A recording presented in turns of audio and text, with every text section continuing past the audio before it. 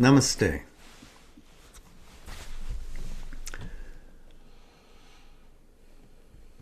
So we intend this evening to explore the limits and to some extent the origin of ignorance as it manifests in the universe, as Sri Aurobindo describes it in The Life Divine.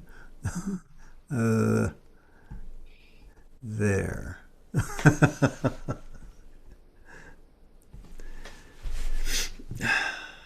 You may remember from previous episodes, here we go again. There's a sevenfold ignorance. Original, cosmic, egoistic, temporal, psychological, constitutional, practical. So ignorance, ignorance everywhere. If we go back to a text that we're familiar with, the Taittiriya Upanishad, because you remember that we looked at it verse by verse a number of months ago, we take a translation from Radhakrishnan. Non-existent, asat, verily does one become if he knows Brahman as non-being.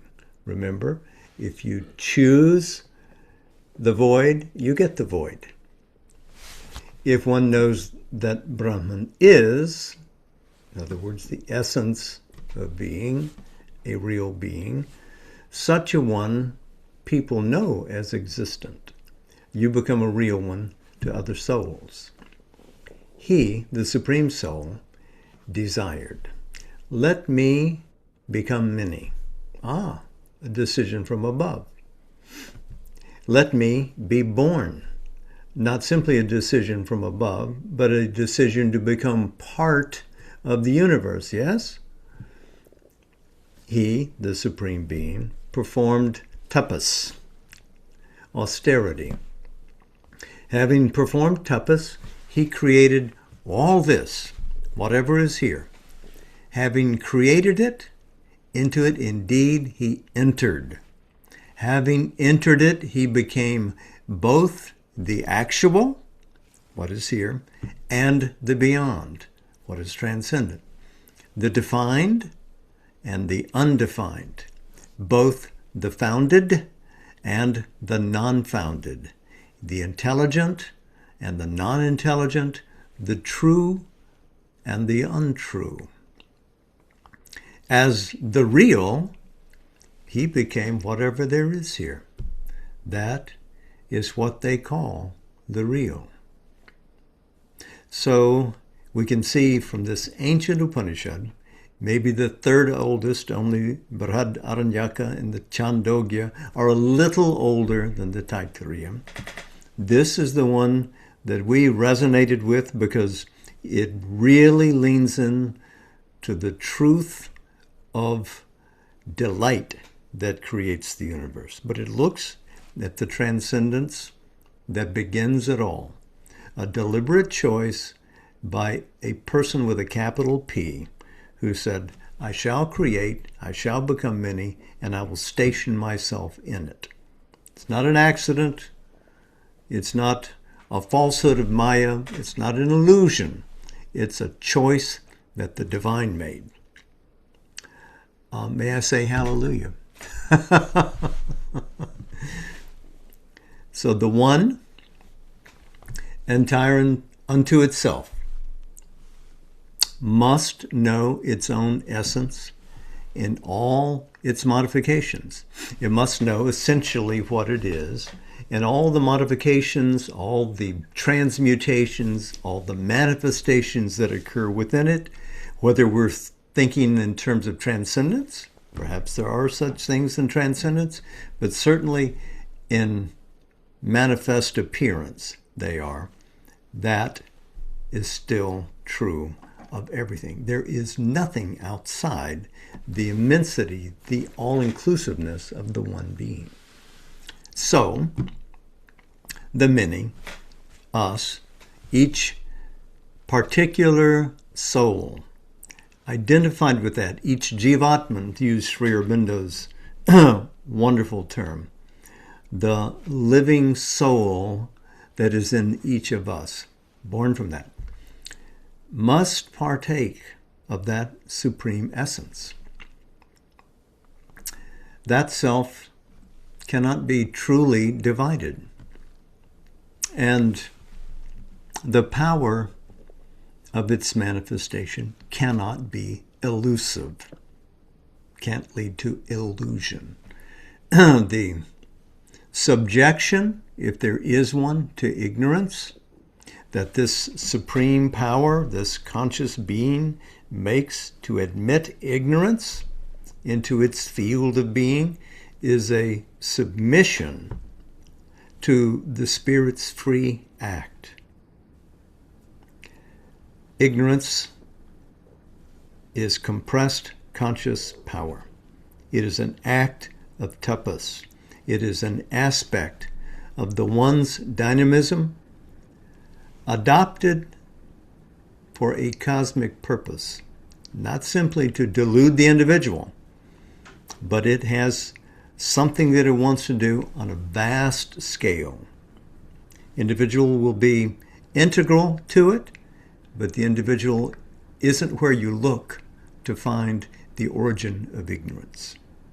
It's a bigger question. So, Sri Aurobindo affirms the identity of the individual and the Supreme. The Jivatman, that spark of eternity, where we are one with that, and the Purushottama, in which it always exists. The Jivatman, in a sense, does not leave the field of that integrality. In Sri Aurobindo's philosophy, the Jivatman participates in the field of the ignorance as it loosens up and begins to admit other corridors of development as the growing psychic being. First a psychic essence, then a psychic entity. Slowly, slowly, a psychic being comes into formation, which in a sense expresses the eternity of the Jivatman, which always remains above. It is a transcendent reality. The psychic being is its representative, its delegate here, working things out. It carries within it this mission, and it has great fidelity to its higher half, if I could express it like that. So there must be a unity between the Jivatman and Purushottama, the Supreme Person. Not simply intimate, but identical in essence. Otherwise, the supreme spiritual experience described in the Bhagavad Gita, described in Sri Aurobindo's own biographical writings, autobiographical writings, is denied. There is unity in difference, of course. But the difference is not in essence, but merely in soul form and active nature. The essence is the same. And the individual can achieve through evolution, through plunging inwards psychologically, and find out its core, and then assert its identity with the active nature of the One here in the coils of natural development. We can know this not simply in our essence and our interior experience, but we can then explore it and express it in dynamic form, which, if it's cognate with that, would be true and beautiful and auspicious. Satyam Shivam Sundaram.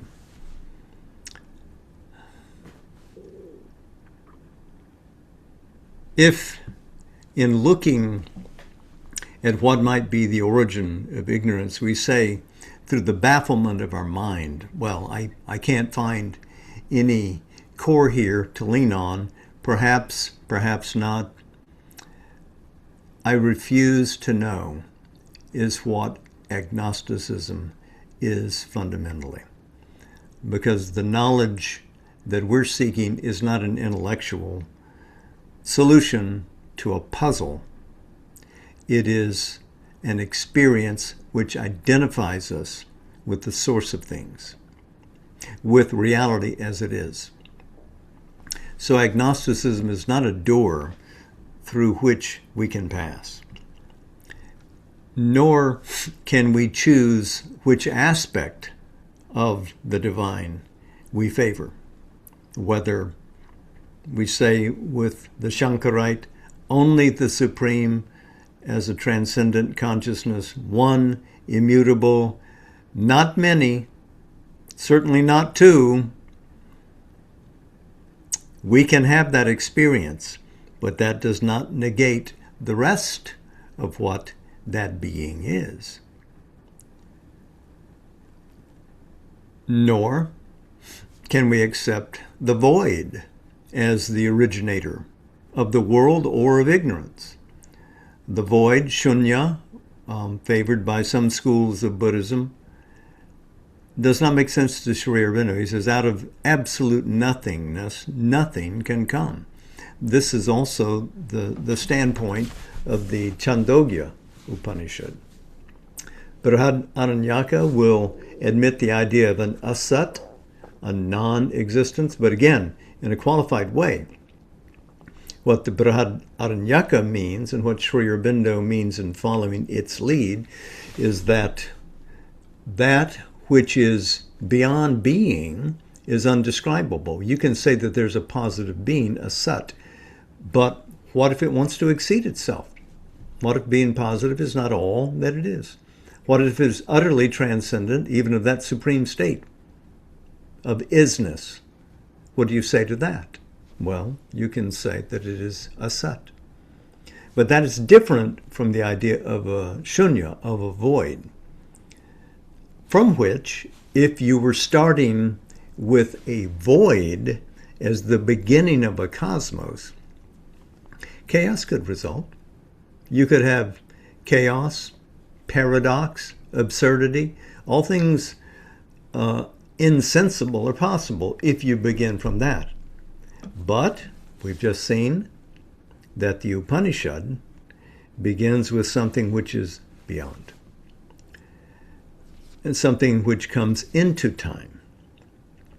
So it's a movement downwards from a superior reality, a limiting of an illimitable in a confined space within a duration of time, and this we explain as the field of our universe.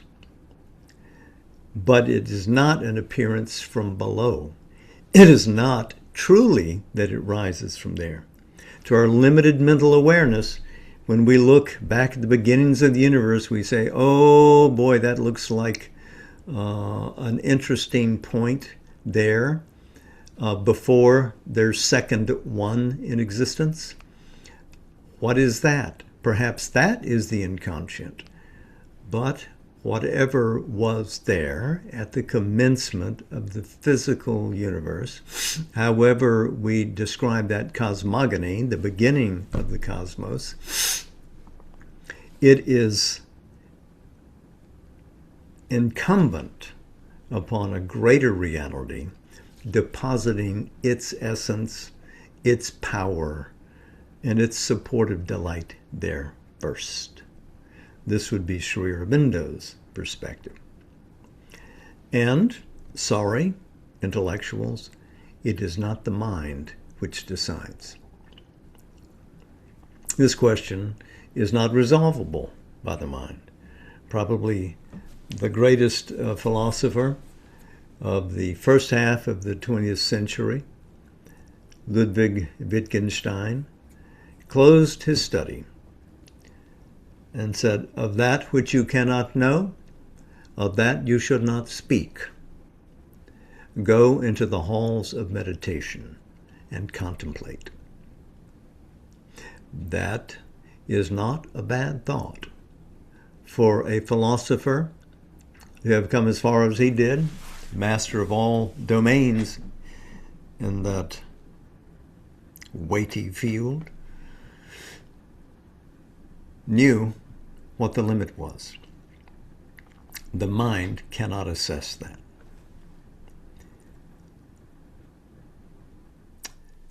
The unknowable, this asat, is a degree of reality, if you can say that, because words always fail us, beyond the mind's attainable summit. That is Satchit Ananda, and only inner penetration reveals its truth. One must pass through the doors of that golden sun of the supramental to reach into the heart of what is Satchit Ananda. Even the supramental draws from that for its own sustaining reality. It is not a replacement for Satchit Ananda. It is Satchit Ananda in dance, in movement, in music, in melody, in sheer wonderful mantric poetry. And all of this universe has been described as coming from original sound, from an original dance, from a beauty that inspires. So, ignorance is not born directly from the essence of being, but from its force of consciousness. So, if we say Satchit Ananda, we know that it's three in one, a triune reality. But in a sense, it is the force of consciousness, the power, Chit Shakti, to create, that produces from its concentration, from its tapas, all that manifests from the oneness that we have been describing. So some factor of conscious being remains behind, maintaining a status of tranquility in this action. Chit Shakti is not just whoop out there. Chit Shakti is also contained. It has a double status. This dual status is proven in our spiritual experience, both through the Vedantic paths. We've been largely describing the Vedantic tradition, but also through the Tantric tradition, delivers us to the biune reality. It is both active and it is passive in its status. This dual status is its nature. It's not one or the other, it's both. Choosing one leads to dissolution. If you want to concentrate on its passive aspect, you can dissolve yourself into that. If you choose the other, then you continue the Brahman action here in the cosmos. Now, clearly, Chit Shakti does both. It is, in one aspect, a feature of conservation. In another, a feature of expansive action. One aspect conserves, one aspect spends. But there is only one Brahman, one divine, not two. Both action and passivity are real. They are simultaneous. Indeed, both states cohere in the one and in something beyond two. Go back to the Gita.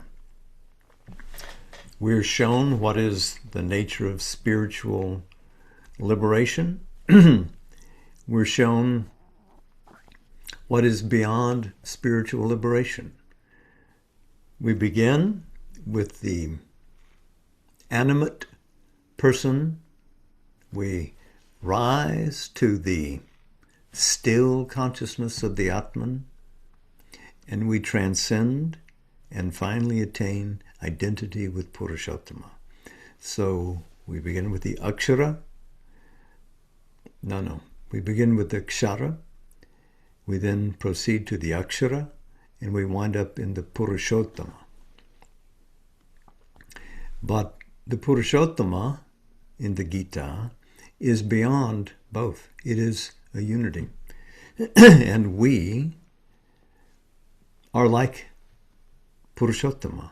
We have within us both poises. To be free in action, to be free in spiritual liberation, and to deposit the richness of both states in the incarnate being that we call the moving, the mobile, the changing personality, the Kshara Purusha.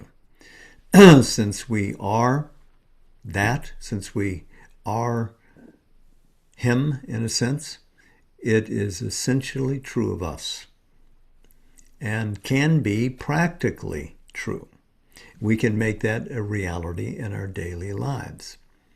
So that's the important point that the Gita is making, and why it is so relevant to the world, not just that we can do action and dedicate it to the divine, but that the divine can live and move in us and fulfill our individuality and all its uniqueness, but also install into us something of its own transcendence and universality. So this is key. Ignorance,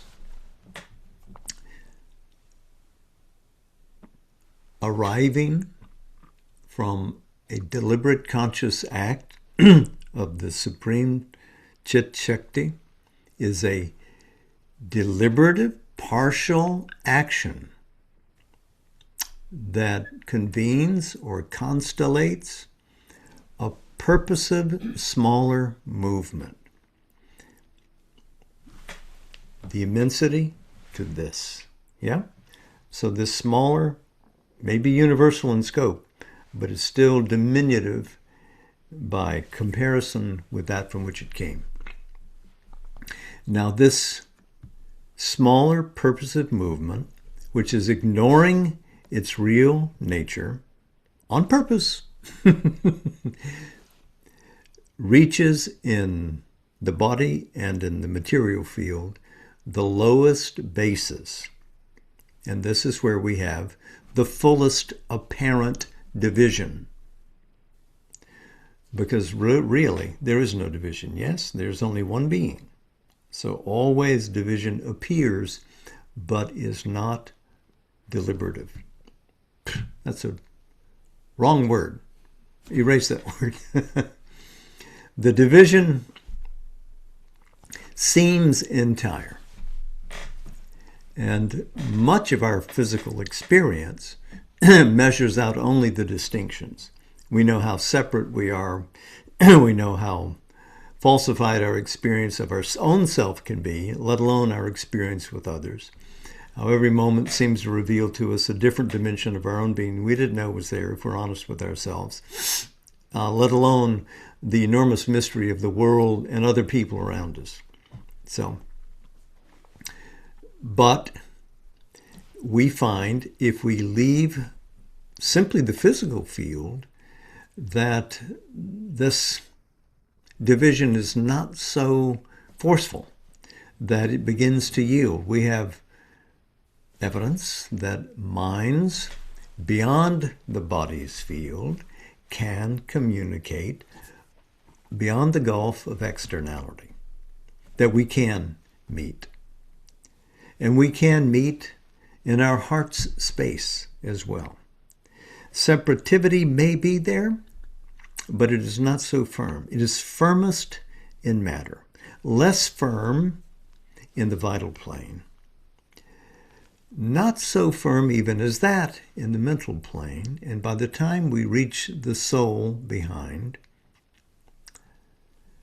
we can identify with other souls in perfect wakefulness and incorporate oneness and exceed the apparent distinctions. So we begin to build a practical unity when we achieve soulhood. That means becoming aware of what was always in us. If we're not aware of it, it doesn't much matter to the external world whether you've got a soul or not until you find it and demonstrate its power, yes? So ignorance and division are not inherent in our spiritual nature, in our massive multiplicity within the one. Brahman exceeds unity and multiplicity. Brahman is not a mathematical integer, as Sri Aurobindo says. There's a quote on page 600 of the volume we're reading from. He contains the 100, is one in all the 100, one in himself. He is one in the many, and the many are one in him. In other words, Brahman, in his unity of spirit, is aware of his multiplicity of souls, and in the consciousness of his multiple souls is aware of the unity of all souls. In each soul, he, the eminent spirit, the Lord in each heart, is aware of his oneness. The Jivatman, illumined by him, aware of its unity with the one, is also aware of its unity with the many. Our superficial consciousness, identified with body and with divided life and dividing mind, is ignorant. But that also can be illumined and made aware. Multiplicity, then, is not the necessary cause of the ignorance. Rather, and that's the end of the quote, rather, that multiplicity realized in unity becomes fashionable on earth. In other words, it can fashion the shapes in which it lives. It can become forceful in community, in family, in business, in natural life. Much can come into flower if we, discovering our own immortal basis, see it also and can live vibrantly in that consciousness with others as well. But we have to really do it, not pretend, not to have a fine idea and put a stake in the ground. Okay, we've got it. We've got the concept. Now let's declare ourselves to be a realized community. Just a second. Let's do a little more work before we proclaim success.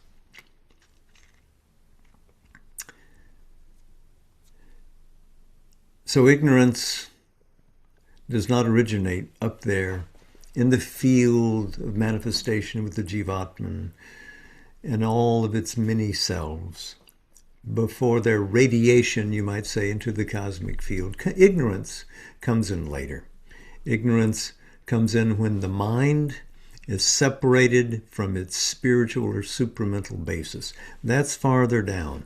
That demands that that divine Maya take the oneness of the Supreme and, in a sense, fracture its light for its own cosmic purpose. Not to do ill, not to deceive, but to set up the field that it wants to experiment in, to see if it can recover its oneness, if it can ignore itself and still awaken to its greater reality. So there's a cosmic wager in this. Ignorance is not durable.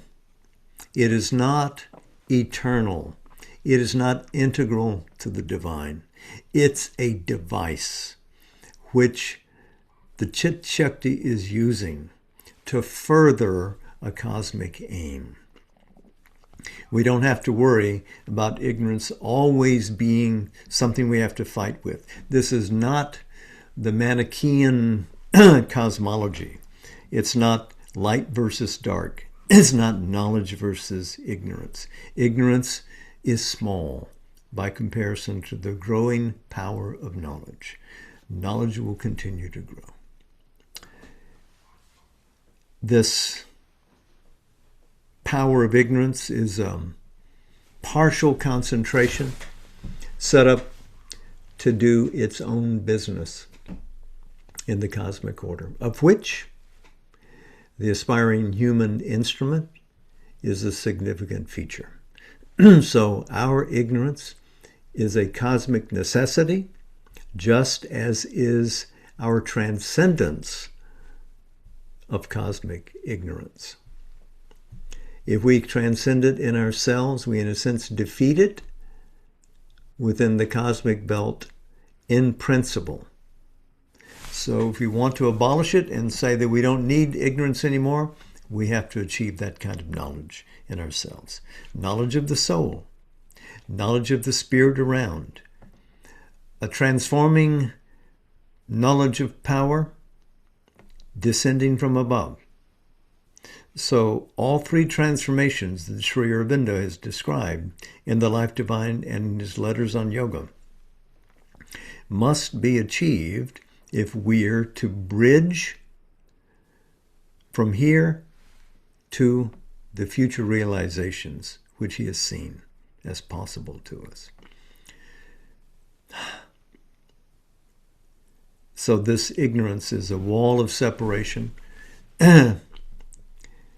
It shuts out consciousness in each form and at every level of the larger integral reality and the totality of our self, what we are individually, what we are in the cosmic self, what we are in the transcendent self. And to get release, we have to evolve from the material form into these greater spheres, delivering each level from thraldom to its temporary imprisonment, which is becoming free of ignorance. So rather than seeing ignorance as an inveterate enemy that has to be slain, he calls the act of ignorance operative in the universe, operative in all of our lives, an obscure miracle. So I think we've gone far enough now. Again, this was commentary on the origin of the ignorance, chapter 12. And with your permission, I think I'd like to turn to where we left off last time and complete this canto. We're in... Can I gather my voice? We're in Book 1, the Book of Beginnings, Canto 3, the Yoga of the Soul's Release. We're on page 44.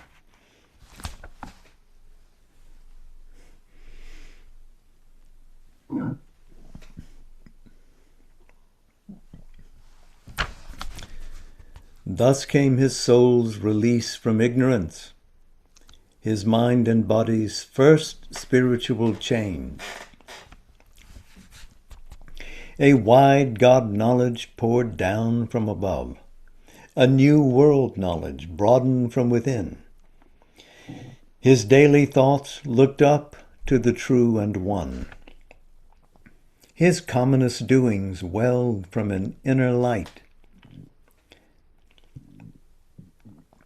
Awakened to the lines that nature hides, attuned to her movements that exceed our ken, he grew one with the covered universe. His grasp surprised her mightiest energies' springs. He spoke with the unknown guardians of the worlds. Forms he descried our mortal eyes see not. His wide eyes bodied viewless entities. He saw the cosmic forces at their work and felt the occult impulse behind man's will. Time's secrets were to him an oft-read book. The records of the future and the past outlined their excerpts on the etheric page. One and harmonious by the Maker's skill, the human in him paced with the divine. His acts betrayed not the interior flame. This forged the greatness of his front to earth. A genius heightened in his body's cells, that knew the meaning of his fate-hedged works, akin to the march of unaccomplished powers beyond life's arc in spirit's immensities. Apart he lived in his mind's solitude, a demigod shaping the lives of men. One soul's ambition lifted up the race. A power worked, but none knew whence it came. The universal strengths were linked with his, filling earth's smallness with their bounded breadths. He drew the energies that transmute an age, immeasurable by the common look. He made great dreams a mold for coming things, and cast his deeds like bronze to front the years. His walk through time outstripped the human stride. Lonely his days, and splendid like the sun's. End of Canto 3.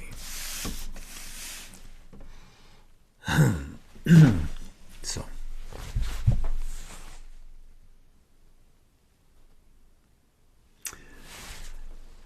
welcome to December, our last month in 2025.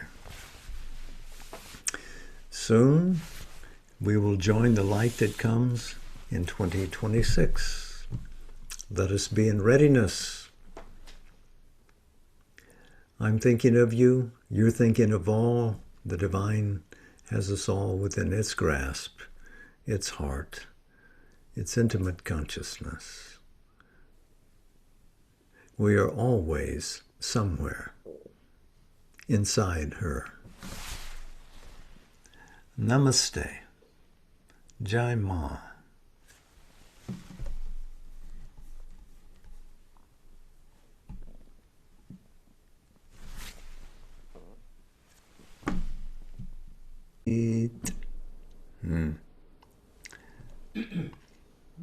Namaste.